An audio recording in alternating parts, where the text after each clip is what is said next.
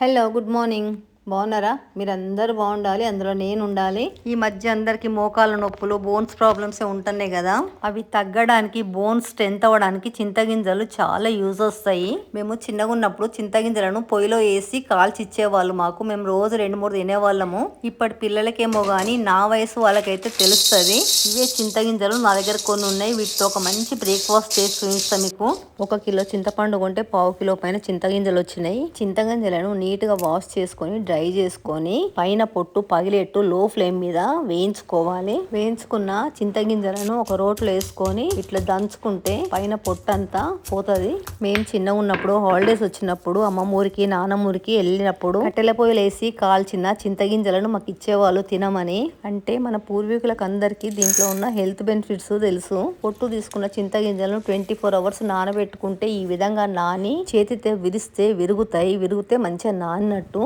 నానిన చింతగింజలను ఒక మిక్సీ జార్లో వేసుకొని మెత్తగా మిక్సీ పట్టుకోవాలి. ఎంత క్వాంటిటీ అయితే చింతగింజలు తీసుకున్నాం అంతకు డబల్ మినపప్పు తీసుకోవాలి. చూడండి, మినపప్పు తీసుకొని నానబెట్టుకున్నా. నానిన మినపప్పును కూడా నీళ్ళని వంపేసి చింతగింజలు ఉన్న మిక్సీ జార్లో వేసి 1 టీ స్పూన్ మెంతులు, 1 గుప్పెడు ఫ్రెష్ కరివేపాకు వేసుకొని మెత్తగా మిక్సీ పట్టుకోవాలి. మిక్సీ పట్టుకున్న బ్యాటర్ను నీళ్ళల్లో వేస్తే ఈ విధంగా పైకి తేలేట్టు బీట్ చేసుకోవాలి. బీట్ చేసుకున్న బ్యాటర్లో రుచికి సరిపడ సాల్ట్, 1 టీ స్పూన్ జీలకర్ర, కట్ చేసుకున్న 7-8 పచ్చిమిరపకాయ ముక్కలు, కట్ చేసుకున్న కరివేపాకు, కట్ చేసుకున్న 2 ఉల్లిగడ్డ ముక్కలు, గుప్పెడు కొత్తిమీర తరుగు, 1 teaspoon red chilli flakes వేసుకొని అన్ని బాగా కలిసేట్టుగా మంచిగా కలుపుకోవాలి. కలిపిన బ్యాటర్ను ఇంకో బౌల్లోకి షిఫ్ట్ చేసుకోవాలి. స్టవ్ వెలిగించుకొని కడాయి పెట్టుకొని దానికి సరిపడా నూనె పోసుకొని కలిపెట్టుకున్న బ్యాటర్ను చిన్న చిన్న బౌల్స్ లాగా కాగిన నూనెలో వేసుకోవాలి. చింతగింజలు తినడం మూలంగా మోకాల నొప్పులు తగ్గుతాయని సైంటిఫిక్ గా కూడా ప్రూఫ్ అయింది. ఈ విధంగా కడాయిలో నూనెలో ఎన్ని పడితే అన్ని చిన్న చిన్న బౌల్స్ వేసుకొని మంచిగా 2 వైపులా మరలేసుకుంటూ గోల్డెన్ బ్రౌన్ కలర్ వచ్చేట్టు వేయించుకోవాలి. వేగిన బౌల్స్ ను తీసి ఒక స్ట్రైనర్ లో వేసుకుంటే నూనె అంతా ఏమైనా ఉన్నా కూడా వడిచిపోతుంది. నూనె కూడా ఎక్కువ ఏం పీల్చవు. చూడండి, మంచి కలర్ వచ్చినాయి కదా, ఈ కలర్ రావాలి. ఇప్పుడు వడల్లాగా వేస్తున్నా. ఏ షేప్ అయినా ఏ సైజ్ అయినా కడాయిలో ఎన్ని పడితే అన్ని వేసుకోవచ్చు. ఇవి కూడా మంచిగా 2 వైపులా మరలేసుకుంటూ గోల్డెన్ బ్రౌన్ వచ్చిన తర్వాత ఇవి కూడా తీసేయాలి. వేగిపోయినాయి, తీసేస్తున్నా. నార్మల్ వడల్లానే ఉన్నాయి కదా, తింటే టేస్ట్ అయితే ఇంకా బాగుంటుంది.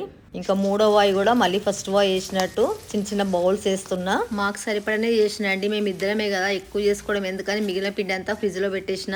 ఈవినింగ్ అయినా వేసుకోవచ్చు, రేపైనా వేసుకోవచ్చు. కొద్దిగా టమాటా కెచప్, కొబ్బరి చట్నీ 2 పెట్టుకున్నా. టమాటా కెచప్ తో వడలు చాలా బాగుంటాయి, నాకు చాలా ఇష్టము. ఫస్ట్ టమాటా కెచప్ తో టేస్ట్ చేసి చెప్తా. చూడండి, తింటున్నా.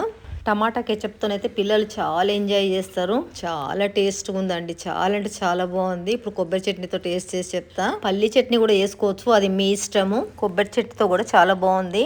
టమాటా కెచప్తోనైతే పుల్ల పుల్లగా తీయగా చాలా బాగుంది, నాకు బాగా నచ్చింది. ప్లస్ మన హెల్త్ కూడా చింతగింజలు చాలా మంచి. మీకు చింతగింజలు ఉన్నప్పుడు తప్పకుండా ఈ విధంగా చేసుకొని చూడండి. చింతగింజలు మటుకు వేస్ట్ చేయొద్దు. మనకి ఇప్పుడు కట్టెల పొయ్యిలు లేవు కాబట్టి నేను వేయించినట్టు కడాయిలో వేయించి పిల్లలకు రోజు ఒకటన తప్పకుండా ఇవ్వండి. చూయింగ్ గమ్స్ లాంటివి తినకుండా చింతగింజల్ని తినమని నేర్పించండి. వీడియో నచ్చితే లైక్ చేసి సబ్స్క్రైబ్ చేయండి. బెల్ కొట్టి ఆల్ ఆప్షన్ పైన క్లిక్ చేస్తే నేను చేసే వీడియోలన్నీ మీకు వస్తాయి. వీడియో మొత్తం చూసిన థ్యాంక్ యూ వెరీ మచ్.